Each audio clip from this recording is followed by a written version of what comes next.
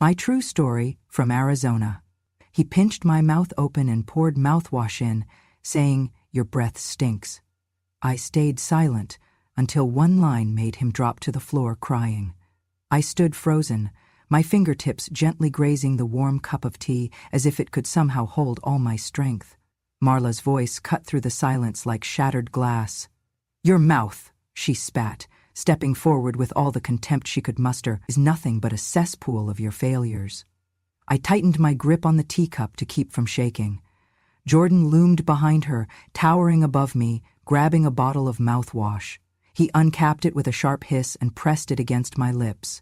Before I could react, he forced open my mouth and sprayed a torrent of that chemical bitterness straight down my throat. Cold liquid spilled over my tongue, sharp and unforgiving, burning the back of my throat.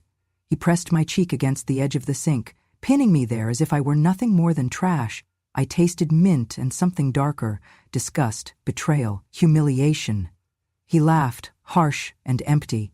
"Your mouth stinks worse than old pipes," he snarled, as I swallowed back tears and bile. I stood there, silent, my throat burned, my eyes watered, and yet I did not cry, I did not flinch. I only stood, my knees threatening to buckle, with memories breaking me from the inside. I remembered the trembling day I signed those papers to enter the nursing home. They told me I chose it.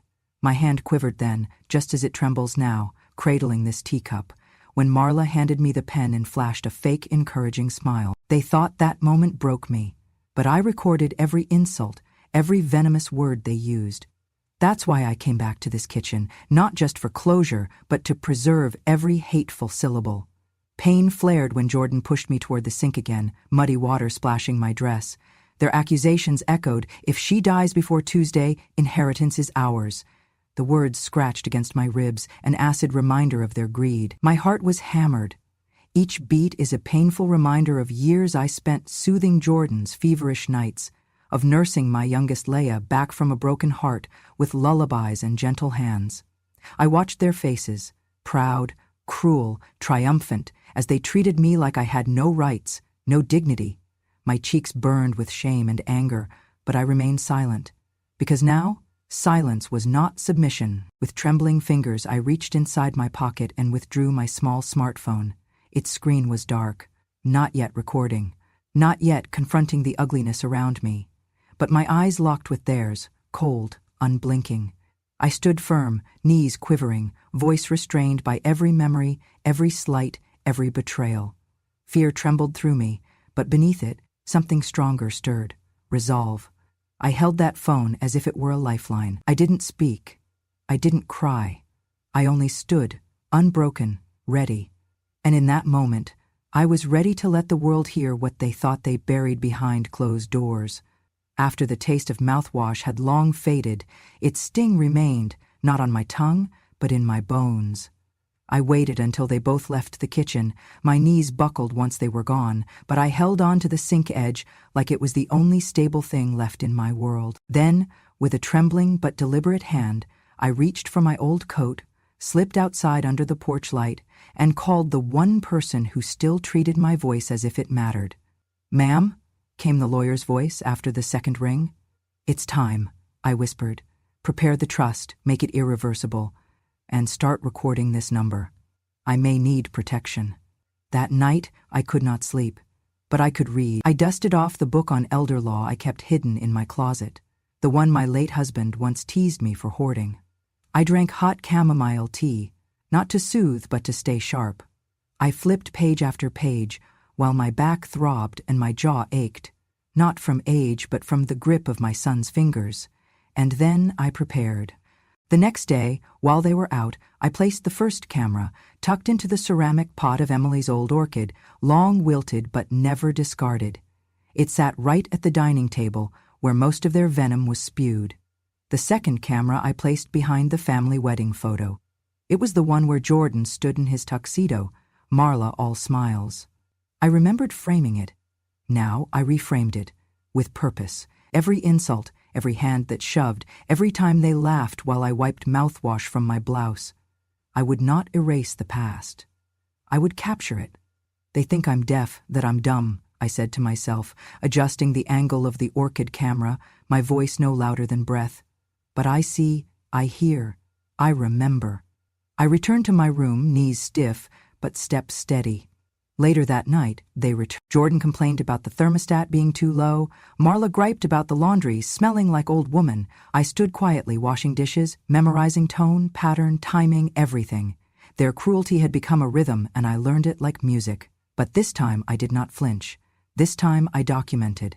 It was not revenge I sought, it was truth. Clear, undeniable, recorded truth. Truth that a judge, a jury, and the world could no longer ignore. My silence was not surrender, it was strategy. I took notes in a small journal, hidden behind the cleaning supplies. I marked every phrase that could hold weight in court. I copied down details from the old insurance fraud Marla had pulled against her own mother, before that poor woman slipped and was institutionalized. I recalled the time Jordan placed his hand over mine and signed the papers I never understood. Papers that, it turned out, granted him early access to my pension. I had called it trust. The law called it coercion.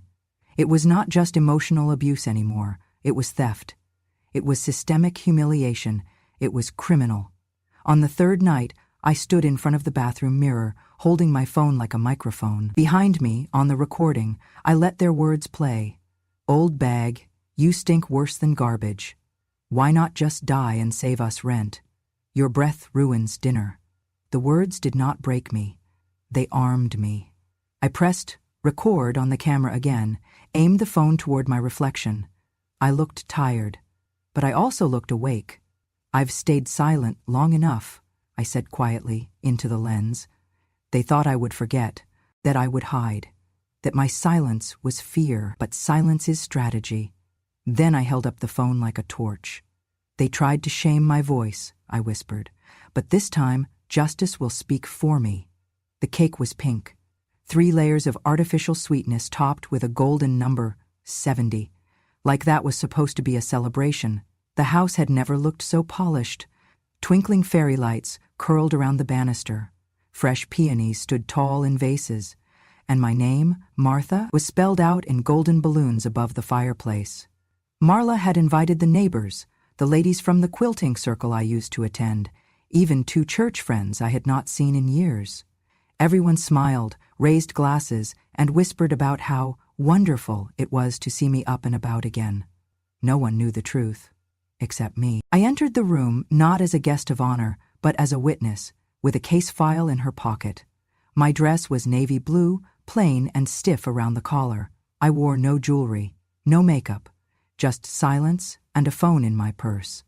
Marla greeted me first, 2 air kisses that never touched my cheek. Jordan gave me a stiff nod, like I was a burden that had grown legs and walked back into his life again. The music played, light jazz. Plates clinked. People passed around canapes and deviled eggs. And yet, under it all, I felt the tremble in the floorboards. This party was not celebration, it was distraction. A lie dressed in frosting. And I had come to peel it off. Halfway through dinner, as the lights dimmed and someone passed champagne flutes, Jordan tapped his glass for silence. I just want to say, he began, standing tall, how grateful we are that Mom is here with us tonight. After all she's been through, it's good to have her back where she belongs. There was a soft ripple of applause. Marla wiped the corner of her eye, pretending to dab away emotion. I waited. He continued, you know, family is everything, and forgiveness is the heart of it. So tonight is about healing and moving forward. I stood up. Every eye turned. I took a deep breath. My son is right, I said. Tonight is about truth, and I do believe in healing, but not through lies. I pulled my phone out of my purse. 1 thumb tap. The audio began to play. Loud, clear, brutal. If she dies before Tuesday, the money clears. Just help her up the stairs and pray she falls. Gasps. A woman in the back dropped her fork. Breathe through your mouth, Jordan. Her breath stinks like grief and guilt. Someone near the door whispered, oh my God. The recording continued, month after month, of contempt, cruelty, commands. My voice rarely appeared in those clips, but theirs filled every corner of that house, now every inch of this room. Jordan's face turned a sickening shade of ash. Marla looked ready to bolt, but stayed frozen, her smile gone, mascara beginning to smear. I let the audio run. 3 full minutes. No one moved. No one breathed. I finally pressed pause. Then slowly I lifted my chin and said the words I had rehearsed, not in front of a mirror, but inside my ribs, where the hurt lived. I raised you, I told Jordan. I wiped your mouth and your tears. And I kept quiet through too much. But silence is no longer safety. It is surrender, and I am not surrendering anymore. He opened his mouth, but no words came out. Marla gripped the table, knuckles white. I stepped closer to the center of the room, facing the guests. For those of you who came here thinking this was a birthday party, I am sorry. This is not a celebration. This is a reckoning. I held up the phone again, this time not to play, but to show the blinking red light. I recorded everything, and I have given copies to my lawyer, my advocate, and my daughter Leia, who is flying in from Berlin. She knows everything now, and she's coming home. The crowd murmured. I turned back to Jordan and Marla. You wanted a party, I said. You got one, with a gift you never expected, justice. Just then, faint but rising, came the sound of a siren. At first, people thought it was a coincidence, but then the red lights danced across the windows. I looked at Jordan. Happy birthday to me, I said, and then I sat back down, straight, silent, victorious, as the front door creaked open. The police car pulled into the driveway with no sirens, but the silence was somehow louder. It was not chaos, it was control. 2 officers stepped out, crisp uniforms, no small talk. One walked directly to the front door, the other stayed behind to speak with a third man in plain clothes. Detective Ramirez, I later learned. I stayed seated on the porch swing. I did not move. I only nodded when they approached and showed their badges. Mrs. Hartman, the officer said, we have a warrant for evidence collection regarding a complaint of elder abuse and fraud. I opened my front door and let them in. They went straight for the den, where the router was, and asked for all electronic devices. I had already gathered what they needed: 2 smartphones, 3 memory cards, and a small USB labeled Mouthwash Incident. They took them carefully, like surgical tools. Every item was tagged and sealed. No one looked at me with pity, just professionalism. It was the most respect I had received in that house in 5 years. Within the hour, a second unit arrived. They spoke with my neighbor, Mrs. Callahan, who had overheard screaming the night Jordan pushed me. She gave her statement. Another officer checked my medicine cabinet, cross-referencing prescriptions against what the house had been supplied during my time home. And then, the big find. Ma'am, the detective said, holding up a crisp folder, do you recognize this? I did. It was the consent form Marla had forged, the one that said I voluntarily entered the nursing facility. But it was dated 3 days after I had been taken there. The signature, mine, was shaky, inconsistent. And the witness line? Signed M.H., Marla Hartman. When they asked if I could verify my medical records, I handed over the second folder, my independent checkup, signed by a doctor, confirming that I was of sound mind and body. I had prepared this moment like a soldier setting a trap, and they walked into every line of it. We'll need copies of everything, the detective said. You can keep the originals, I replied.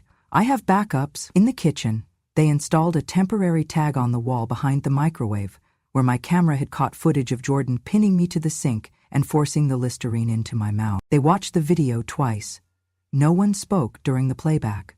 The timestamp, the clarity, the intent. This alone is enough for felony charges, one officer whispered to another. Outside, a third car had already driven to the school where Jordan worked. He had been suspended pending investigation. The district would not tolerate abuse, especially not on public record. And Marla? She made the mistake of going to the hospital that day, trying to update my medical file to accelerate her power of attorney privileges. She was caught at the front desk with a forged document in hand. She was arrested on sight. I did not need to raise my voice. I did not need to curse. Justice was unfolding exactly how I had planned it. The next morning my lawyer arrived with a folder in hand. He looked pleased. We've reviewed the trust, he said. It's ironclad, filed under Arizona revised statutes, witnessed by 2 unrelated parties, and authenticated prior to any medical concerns. They cannot touch a single dollar. I poured us tea. They will try, I said. They already did, he replied. And they lost. He pulled out the final papers. Do you wish to proceed with pressing criminal charges? I did not hesitate. Yes, I said, not for revenge or recognition. That afternoon, I appeared at the station to give a formal statement. I brought Kevin, my nurse from the facility, who testified how I had arrived crying, confused but coherent, how I had asked to go home and been denied access to a phone, how Marla had screamed at me in the hallway, even in public.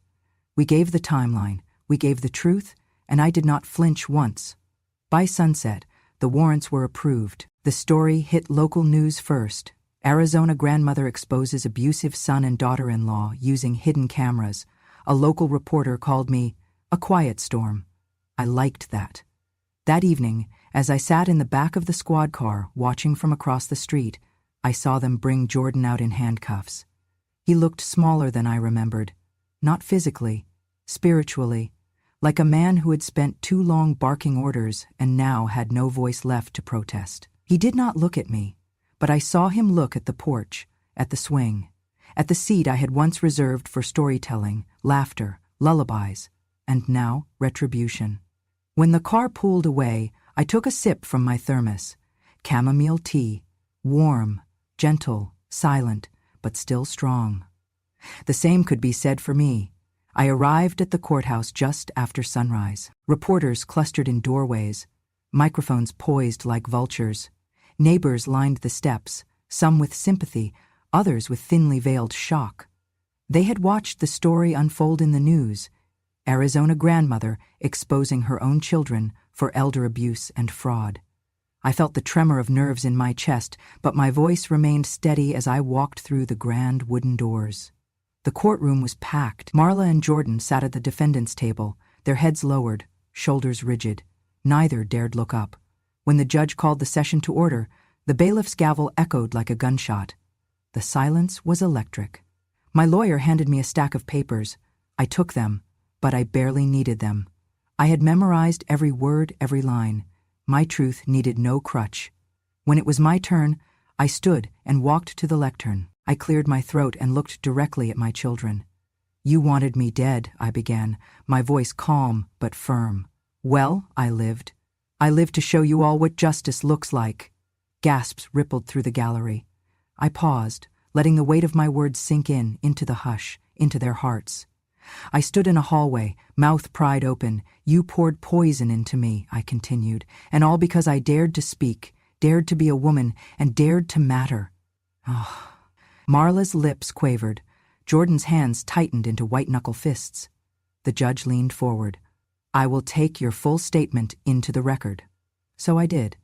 I narrated my suffering, the forced move to the nursing home, the humiliations, the betrayal, the footage, the forged documents. Every scar, every insult, they would hear it all. I ended with an appeal. I ask you not for revenge, though it would be easy. I ask you for justice. Justice for all elders who suffer in silence. Justice for me, who refuse to disappear. At that moment, I felt more alive than I ever had. The gallery leaned in. Even strangers seemed to stand with me. Marla and Jordan shifted, unable to look me in the eyes. They whispered to their attorneys. They accepted the charges: elder abuse, financial fraud, falsifying legal documents. When they pleaded guilty, the courtroom seemed to exhale. The verdict was swift. The judge handed down sentences: community service, restitution, probation. Perhaps no prison time, but public exposure for their cruelties, their careers in ruin, their reputations shredded. When the judge spoke the final words, tears welled in my eyes, not from sorrow, but from relief. I had witnessed my own resurrection in that room.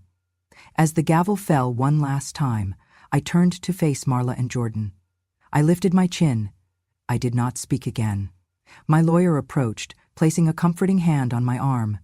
You were incredible, he whispered. I nodded. No, I was necessary. Outside, reporters swarmed again, but this time I spoke for all who had no voice. I want this known. Elders deserve respect, dignity, justice. Age is not weakness, it is wisdom. Silence is not grace, it is suffering. And justice, when spoken, can heal. The cameras flashed. I stepped back. But I was not afraid, because that day, at that moment, I stood for something far greater than myself. As I walked down the courthouse steps, the crowd parted. A few called, "Thank you," others murmured prayers. I felt the weight of years lift from my shoulders. I felt the strength of my past flow through my bones. I felt the power of truth. Later, back home, I unstacked roses from supportive neighbors and placed them in a vase by my window. The petals caught the evening light. In the silence, I thought of the woman who signed paperwork with shaking hands, forced into a nursing home. She would never see that version of herself again. I had spoken, and she had been heard. The first fundraising night for the Second Chances Foundation filled the old community hall to its cracked rafters. What once hosted bingo nights now held clipboards, microphones, and elders leaning on walkers, each with a story, each one seen. I stood at the front, fingers wrapped around the wooden podium. Behind me, a banner read, "Dignity doesn't retire." I had expected 20 guests. We counted nearly 200. There were caregivers, pastors, nurses, and folks I had never met but who said, "I saw your story, and I'm here because of you." We shared soup and quiet strength. People dropped dollar bills into a rusted tin can marked "Donate," and the tin filled faster than the punch bowl beside it. Then, through the crowd, I saw her, Leah, my youngest. She pushed through the bodies, tears streaking her face, her suitcase still trailing behind her. I barely had time to react before she threw her arms around me. "I saw the broadcast, Grandma," she sobbed. "I saw what Dad and Marla did. I should have come home sooner, but I'm here now, and I swear I will never let you be alone again."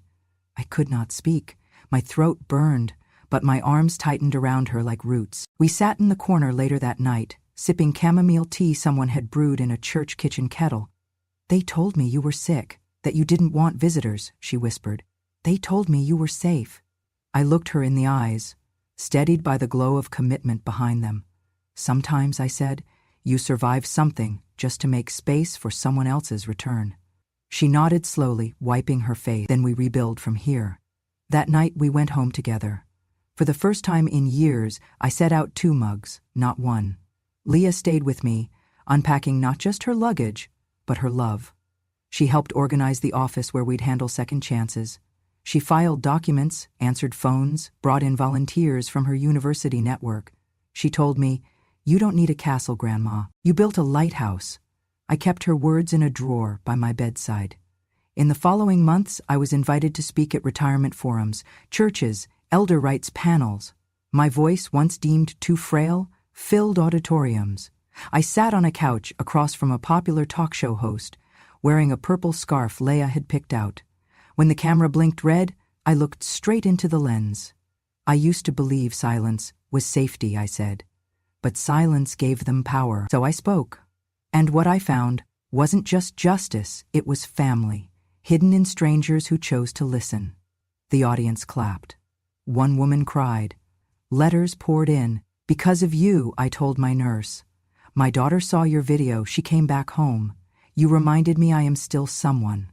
We built a newsletter called Gray Courage, sharing tips, survivor stories, legal advice. The website crashed twice from traffic. One morning, the mayor's office called. "Would you accept an award for community restoration?" I paused. Then I asked, "Can I bring my granddaughter?" They said yes. That evening, I stood in front of a golden seal and a wall of flags, holding Leah's hand.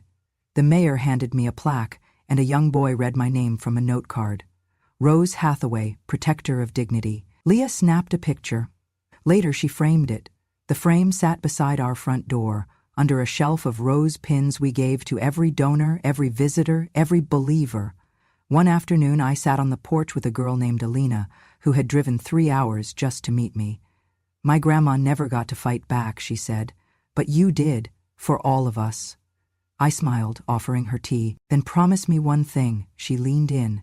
"When your time comes," I said, "you will not let silence win. Speak for her, and for you." She nodded, eyes shining. By the end of that summer, Second Chances had a team of 10 and a waiting list of people needing help. We had lawyers on call, therapists volunteering hours, churches offering space. But most importantly, we had stories, truths that no one could bury. I kept the mouthwash bottle, not to remember the pain, but to remember the turning point. It now sat in a glass case in our office, next to a small plaque. "They tried to close her mouth. She opened a door." I saw their faces again at the courthouse. Not on a TV screen, not through secondhand stories, but in person. They looked nothing like the people who once stood tall in my kitchen. Marla's once perfect blowout was frizzed and flattened under a faded hoodie. Jordan wore a wrinkled button-up and a county-issued ankle monitor. Their eyes were hollow, their hands trembled, not with rage this time, but with ruin. The community had turned. The video of them pouring mouthwash into my throat had gone viral. At first, people assumed it was a skit, some grotesque play acting, but when the affidavit from the Arizona Elder Justice Department confirmed the abuse, the outrage hit like a sandstorm. Jordan lost his job at the local high school. Conduct unbecoming of an educator, they said. Parents protested. His name was removed from the faculty page within a day. Marla was stripped of her administrative credentials at the insurance firm. An internal review revealed she'd forged eldercare consent forms, not just for me, but possibly for 2 other patients. Charges stacked like chairs after a failed banquet. They were bankrupt. Financially, socially, spiritually. And then came June. Marla's mother stood outside the courthouse steps, surrounded by flashing cameras and microphones. Her voice didn't waver. I raised my daughter to care for her elders. I raised her to know the meaning of loyalty, of compassion, of decency. What she did to her mother-in-law, no, what she did to a human being was unforgivable. Marla watched from behind a tinted car window, her face streaked with mascara and disbelief. I don't have a daughter anymore, June said simply. Not one I can be proud of. Then she turned and walked away, heels clicking like punctuation marks. That moment did not need music. It was a judgment day wrapped in silence. Later, at the bail hearing, I saw them again, Marla and Jordan, seated side by side but light years apart. Jordan's leg bounced. Marla clutched a tissue like it could erase everything. I stood to speak. The courtroom hushed. I gave them everything, I said, not raising my voice. Meals, a roof, trust, stories before bed, my health, my time. Jordan would not meet my eyes. Marla glanced, then looked away. And when I asked for nothing in return but respect, I continued, they poured acid in my mouth and called it Listerine. The judge adjusted his glasses. I stepped closer. I ask no vengeance, I said, just truth. Then I turned directly to them. What are you now? I asked. Not children, not caretakers, not family, only shame and skin. Neither spoke. The silence was the first honest thing they gave me in years. As I walked out of that room, I did not carry pain. I left it with them. I left the weight they had tied to me and let it collapse behind courtroom doors. Outside, the sun struck the pavement with mercy. Leah waited by the steps, holding a thermos of warm tea. She tucked her arm around mine. You did it, Grandma, she whispered. No, I said softly. Truth did. And truth, when finally free, has a way of burning everything false to ash. I wake up every morning with the sun sliding through the curtains, soft and sure. The house is quiet, but not lonely. There are birds outside my window, wind chimes that sing to the breeze, and a garden that blooms because someone believed it still could. I live alone now, in a small white cottage at the edge of town. It has a rose garden out front that I tend to with care. Each morning, I stretch gently on the back porch, my cane resting nearby as I breathe through the stiffness. Then I sip tea, pack my tote bag, and head to the senior center. 3 times a week, I teach a free class, Know Your Rights. I sit at the head of a circle, a binder in my lap, my glasses pushed down the bridge of my nose. The room is filled with elders, some angry, some afraid, all of them tired of being overlooked. I tell them, silence is not surrender. Silence is a strategy, but only if it leads somewhere. And now, it's time we lead ourselves. My words are printed on the wall behind me. Someone painted them after my first class. The letters are slightly uneven, but bold. On Thursdays, I volunteer at the local elder care home, the same one they tried to send me to. I serve soup. I read aloud. I fix hearing aids and broken glasses. And when someone whispers, they won't listen to me, I kneel down, look them in the eye, and say, then let's make them. Then came the day the network called. They wanted me to appear on a daytime talk show, Elder Courage, a national program highlighting seniors who fought back. I almost said no, Then I remembered how many people still sat in rooms like I had, in silence, in shame. So I went. On stage, under hot lights, I told my story, not as a victim, but as a woman who had been underestimated for the last time. My own children tried to wash me away, I said, tried to silence me with chemicals and cruelty. The host leaned in, but I stayed quiet, and then I spoke, and when I did, the world heard. I paused. The audience held their breath. Silence is not submission, I said, my voice steady. Silence is strategy, and justice always finds its way. There was a moment of stillness. Then applause, long, loud, not just polite but real. After the show aired, letters poured in, emails, messages. One woman wrote, "Because of you, I walked out of that house. I took my mother with me." Another, "Your voice helped me find mine." We started a weekly gathering. I called it Elder Protection. Every Sunday, Leah and I unlocked the doors of the community center. We made coffee, arranged chairs, printed guides on fraud prevention, caregiver accountability, legal aid. Leah led tech workshops for seniors, how to use email, how to record conversations, how to store evidence safely. Knowledge is power, she'd say, grinning like her younger self. One day, after class, I received a letter on lavender stationery, no return address. Inside, a shaky handwritten note. "I saw your interview. I'm 84. My daughter hits me when she drinks. I was too scared to tell anyone, but after seeing you, I've made an appointment with social services. Thank you for giving my silence a voice." I cried reading it, not because of the pain, but because someone had found their courage in mine. That afternoon, I stood before our group at Elder Protection. My voice cracked but did not break.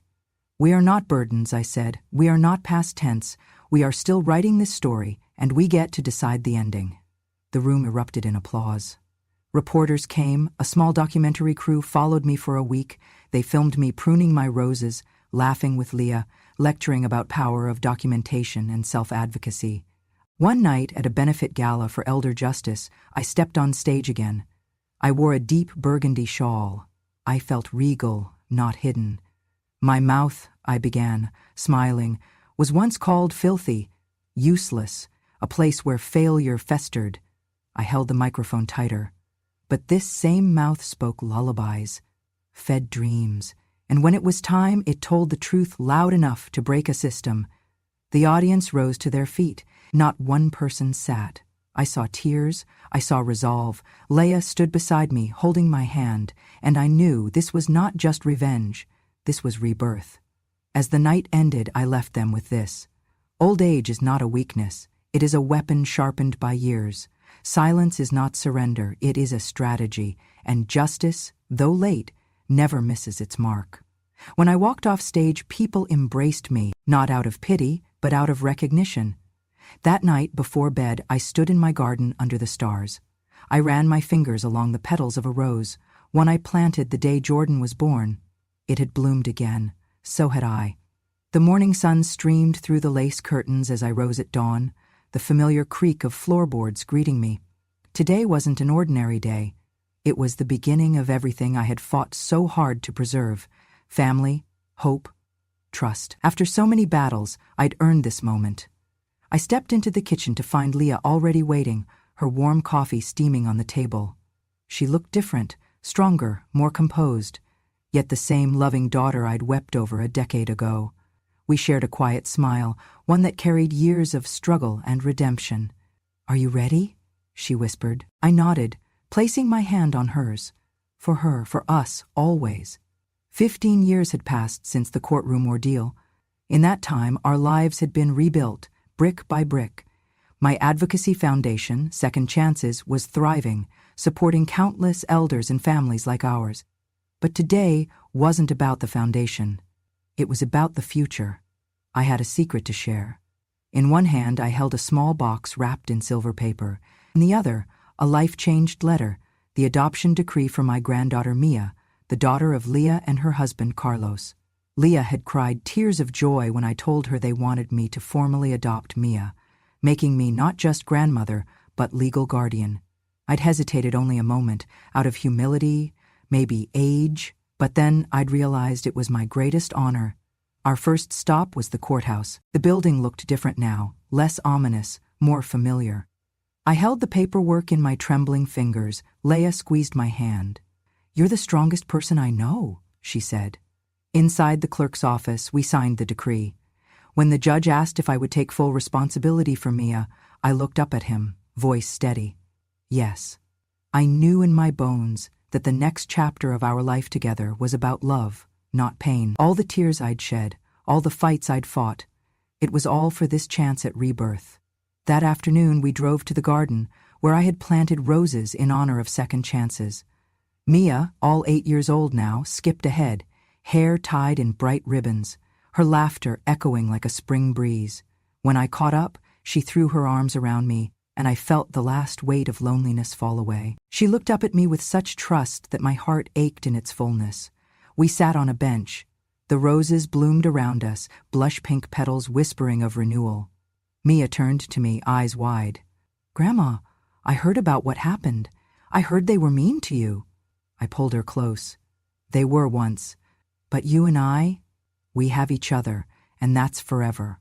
She smiled, and I realized this moment defined everything I'd ever done. This small child, born of pain but raised in love, was the living proof that justice wasn't the end, it was a beginning.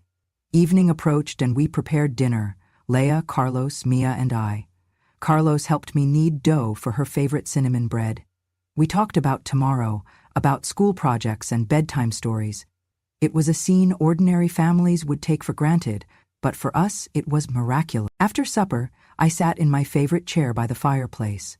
The house was quiet now, everyone asleep. I opened the silver box. Inside, a delicate rose pendant, silver and rose gold, etched with a single inscription: Second Chances. I pressed it over my heart, feeling its gentle weight. Tomorrow, I would wear it to the community center. Tomorrow, I would continue teaching rights and offering support. Tomorrow, I would speak again on radio and television, reminding the world that age does not diminish value. But tonight was for gratitude. I closed my eyes, picturing every step. The heated confrontation with Marla and Jordan, the sting of mouthwash and betrayal, the courtroom where I reclaimed my voice, the tearful embrace with Leah, the moment we stood before the judge. None of that pain could have brought me here, to this warmth, this afternoon of laughter and bread. In the stillness, I whispered a prayer of thanks for justice, for love, for the courage that had refused to stay silent. A soft knock came. It was Mia, holding a drawing she'd made, a grandmother, daughter, and granddaughter under a golden sun, hand in hand. The words beneath read, "Our new dawn." I hugged her tight. "Yes, sweetheart," I murmured, voice thick. "Our new dawn." As I turned off the light and walked down the hall, I paused at the photo wall. The courtroom snapshots, the talk show stills, the letters of thanks from strangers whose lives I'd touched. And there, among them, was the latest photo.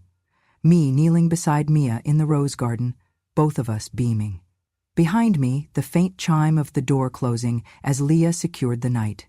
I knew sleep wouldn't come easily, but it would come with peace. At 95, I had learned that life doesn't give do-overs, it gives departures. Departures from pain, from cruelty, from fear. Mine had led me here, to a loving family, a vindicated spirit, and a future I had the privilege to help shape. I kissed the night air goodbye and whispered, "Thank you," because every dawn, the roses remind me, can bloom anew if we have the courage to endure. If this story moved you, if you saw even a piece of yourself in that quiet woman with the thorny past and the blooming future, then you know what I know. Silence does not mean surrender, and justice, oh, it has a way of arriving when no one's looking. This was not just a tale of survival, it was a testimony. So if you believe in truth that doesn't shout, in strength that never ages, in grandmothers who fight back with memory and mercy, then stay a while. Subscribe to Grandma True Stories, because revenge has no expiration date, because wisdom does not need to raise its voice, and because when a grandmother speaks, the world finally listens.